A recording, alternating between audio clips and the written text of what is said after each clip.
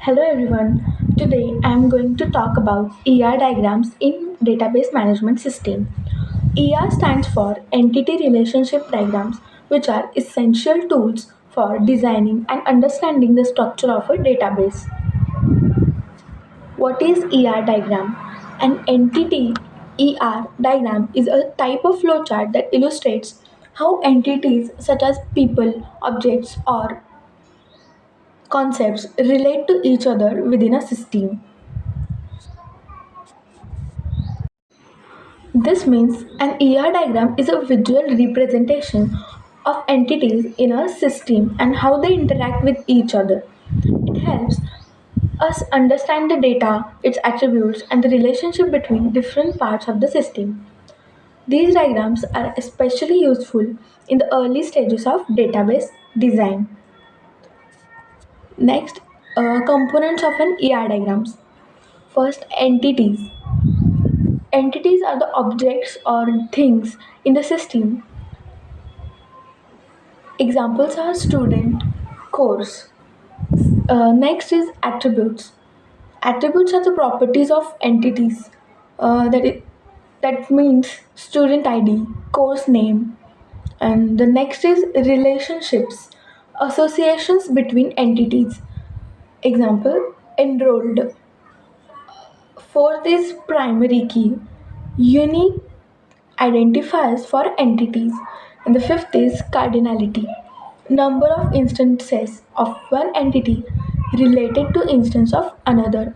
These are the five components of ER diagrams. These are the main components which holds the data in the flowchart of various diagrams, entities, attributes, relationships, primary keys, cardinality, etc. Here are the types of entities. The first type is strong entity, and the next is weak entity. These are the two types. Strong entity can exist without relying on another entity, and the weak entity depends on a strong entity and has a partial key. So, these are the types of entities. A strong entity can exist on its own. For example, a course can exist on independently, and the weak entity depends on another entity. For instance, a dependent entity might rely on an employee entity and is identified using a partial key. Next is relationships and cardinality. First is one to one, second is one to many, and third is many to many. Cardinality specifies the number of instances of an entity that can be associated with instances of another entity. Here, relationships define how entities are associated. There are three main types. These are the three main types of relationships: one to many, and many to many.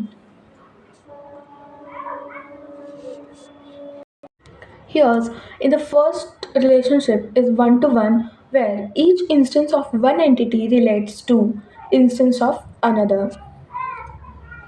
Next is one to many, where one instance relates to many instances of another. Third is many to many, where many instances relate to many others. Cardinality tells us the minimum and maximum number of times an entity can be associated with another entity. Examples of ER diagram: consider a university database. Entities are student, course, instructor. Third, uh, second is relationships, enrolls, teaches. Attributes are student ID, course name, instructor name. Here, entities are shown in the flowchart diagram. Entities are shown in a rectangular shaped. In that rectangular shape, student is written. Means student is an entity which is written in the rectangular shaped. Relationships are shown in the flowchart as a diamond shaped. Relationships connects. two entities. It has the role to relationship of it has a role to show the relationship of two entities. So for that, relationship is shown in the diamond shaped diagram in a ER diagram of a flowchart of an entity or any subject. Attributes are shown in the oval shaped ellipse. By using various shapes in flowchart, it helps. This kind of ER diagram helps developers understand the structure and the logic behind the data before implementing the actual databases.